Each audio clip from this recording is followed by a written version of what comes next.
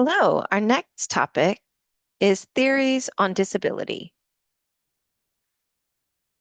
Now, we're not going to cover all of the possibilities for theories that are out there. Today, we're going to cover two basic, really foundational theories that will help you understand the contrast that people tend to see in the different types of theories. So I'll outline two today. So here we go.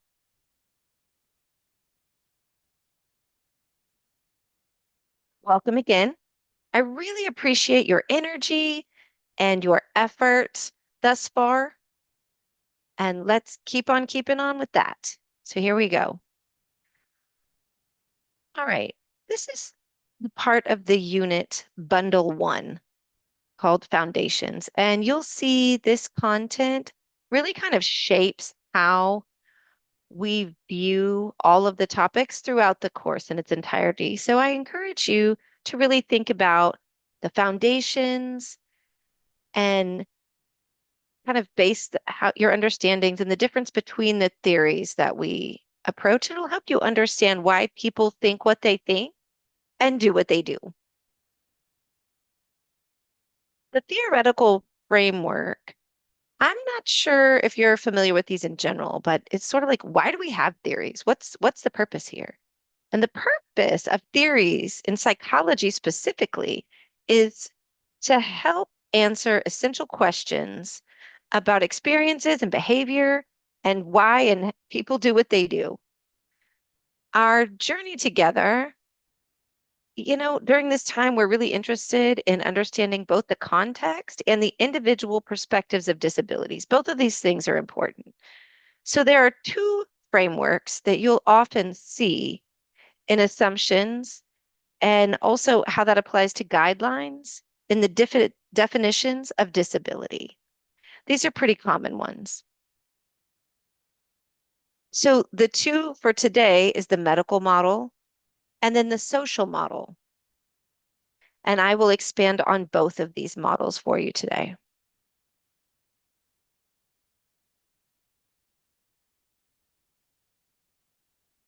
So the medical model first.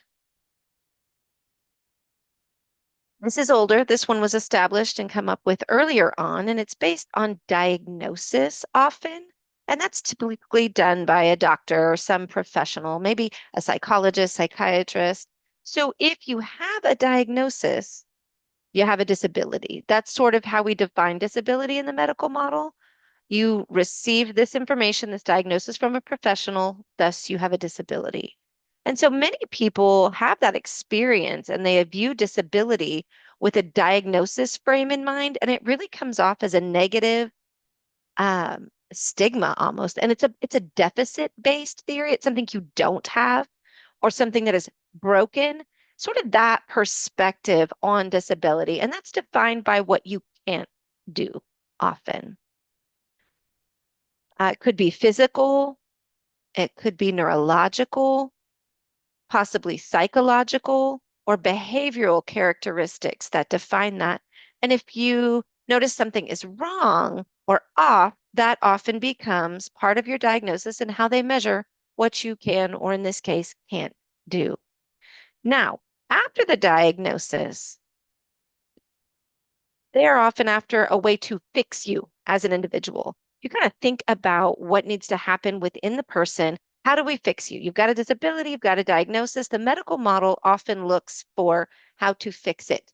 And it's defined by the fixing of the things out in the field, the family, education, etc. So it's often not seen as a positive thing, it's an othering thing. And then often that person or individual becomes one that the family or the system needs to fix. And that's a simplified definition, of course. It's not the definition in its entirety, but the point is this is the medical model. This is often the way disabilities are viewed. So the second model I have for you today is in direct contrast to that, and that's called the social model. Often people refer to it as a cultural model. It's a little bit different, but a similar idea or concept, if you will.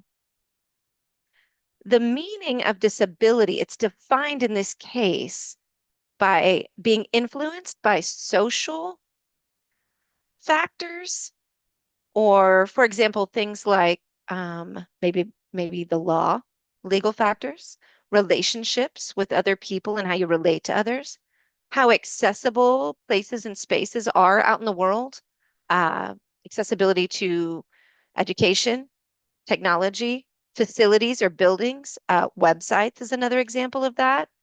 So disability or disabling experiences are really defined by not only the individual themselves, but so much of the social context that the person finds themselves in, specifically accessibility. And that is what's so critical. Now, disability is considered under that model oppressive by society, or oppression experienced by society. And the way that we understand that experience is defined not only by saying, I have a diagnosis or I have a disability. For example, I have a hearing loss, I have cancer, I have multiple sclerosis. It's more about how my access is limited or not as I move about the world. So it's a really, and in different contexts, it could be high or low access. And so that really defines the disability or the disabling condition. It's more about that than the person. And so if you're trying to fix something, you're not going to focus on the individual. The focus will in fact shift to society, systems, environments, accesses to legal help, medical facilities, technology.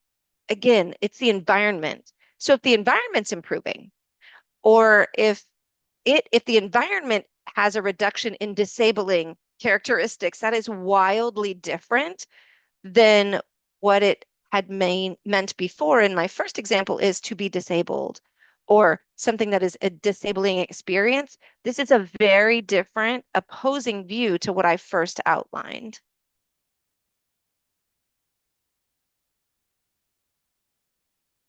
So the pendulum swings.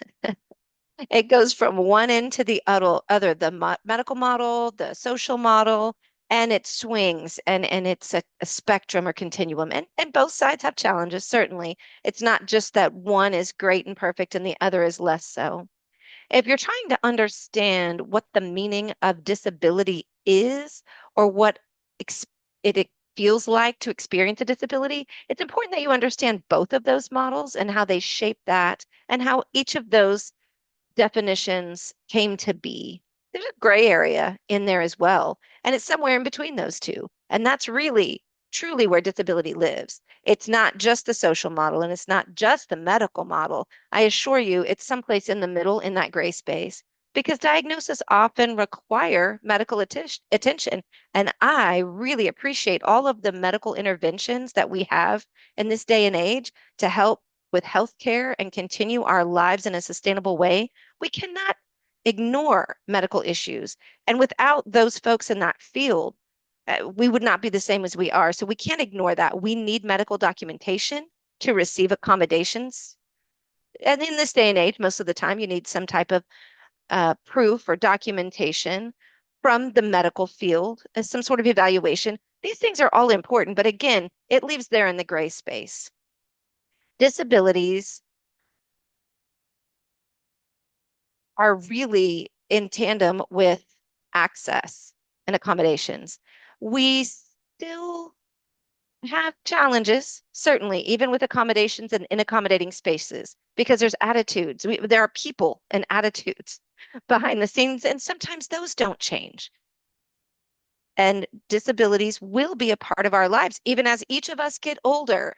And it's not always the positive ones, right? Like we're all going to experience these things. And so that's pervasive, that's not going away. And so the social model really puts the onus or responsibility and on individuals and relationships to people that you're working with.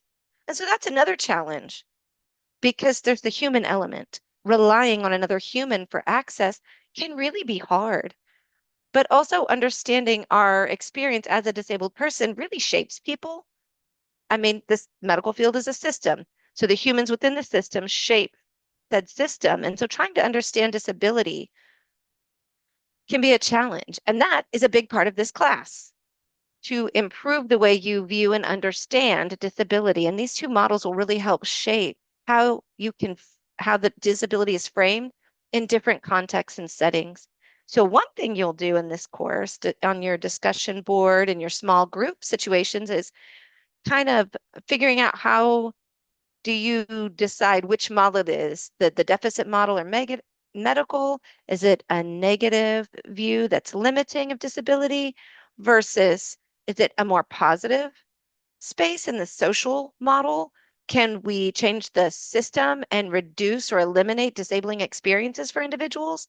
Because again, they're not really entirely separate. They're opposing, but they're not separate. They come together somewhere in the middle. And so that's what you all will be talking about a lot in your discussion boards and small group settings. So my next slide here, I would like to introduce this concept from T. Shakespeare. The T is important. This is not the Shakespeare y'all might have thought about it a minute ago. T. Shakespeare. They wrote this book for the graduate students that you all are using in this class. And so this is a quote from that book that I felt really was applicable to everyone here in the course this semester. And so for the whole class, I wanted to introduce this for you. So I'm going to read this quote. So when we're thinking about how disability really kind of goes with how the culture has evolved and how we function out in the world. Again, it's a pendulum and it swings. There's a spectrum here. So when you think about that swinging pendulum, keep in mind this quote that I have here on this slide. And I quote, "From one extreme, the cultural assumption that disability is equated with dependency, invalidity, and tragedy, the disability movement swung to another, the political demand that disability be defined entirely in terms of social oppression, social relations, and social barriers. From seeing disability is entirely caused by biological deficits, the radical analysis shifted to seeing disability as doing nothing whatsoever with individual bodies or brains." End quote. So I'll give you a second to think on that.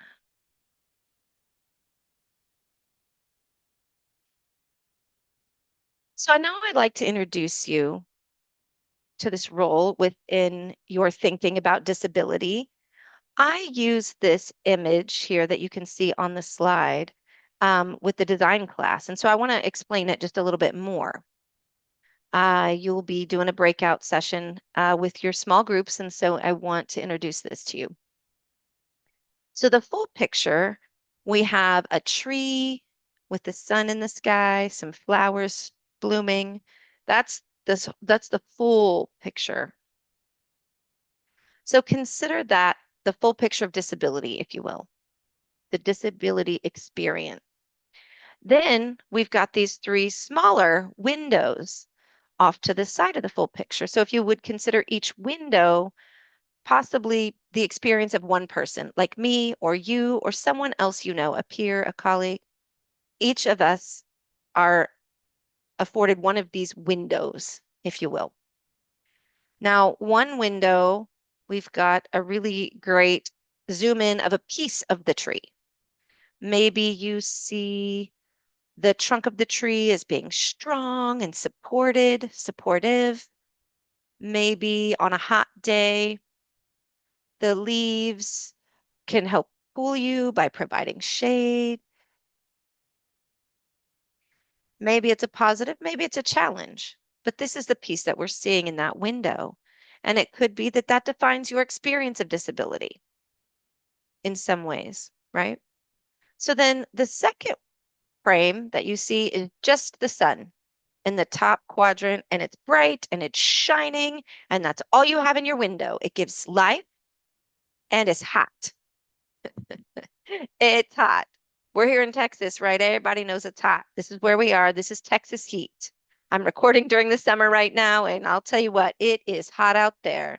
So that has an impact on your experience with disability, right? It's strong lighting, the sun is out, it's super bright. What might that mean for you if this is your experience of disability and you can't hide? There is no shade.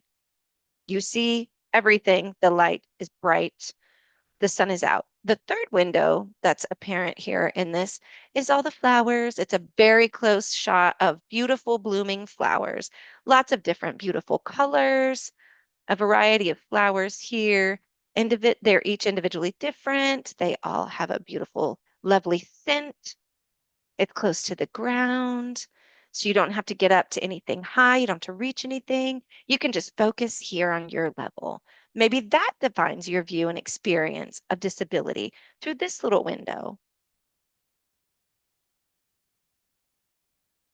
Trying to understand your lens is very important because then that also leads you to understand that there are multiple windows of the same view, multiple lenses. Each window really shapes how you understand information that you receive and then what you do with it. So, the activity and assignment that you'll do in a small group will ask you to consider your window, your lens, and what that means to you about disability. And then I will also have you relate it back to the foundations and the two theories and the two models that I outlined earlier. Would you fall more in the medical model, the social model, or right there in the middle, that the piece that I described as the gray area, right? Kind of where they intersect in the middle. The last thing I'd like to briefly mention to you all today is really related to the social model mostly. Disability is really now cultural. It's a part of a community. The disabled community has a name, it has an identity, it's active. There are organizations, many, many organizations within that community or culture. And also, disability is a part of our culture at large as a whole. Remember, 1 out of 4 people in any given time will have or experience a disability, and it may be you right now. And we'll see why and how that happens and how that integrates with the disability message in culture as we read what's on our phones, what we're scrolling through, TikTok, for example, things that we share online, who sees what we share, and what we're seeing out there in the world. So really think about disability culture as it relates to how the messages are getting out there about who we are and how and what we think. So our class here is a community that we're building right now. So remember that disability and experience is really defined by people together and people within spaces. That's how culture shows up. That's how it develops. So thank you for watching. We'll see you again soon for the next one.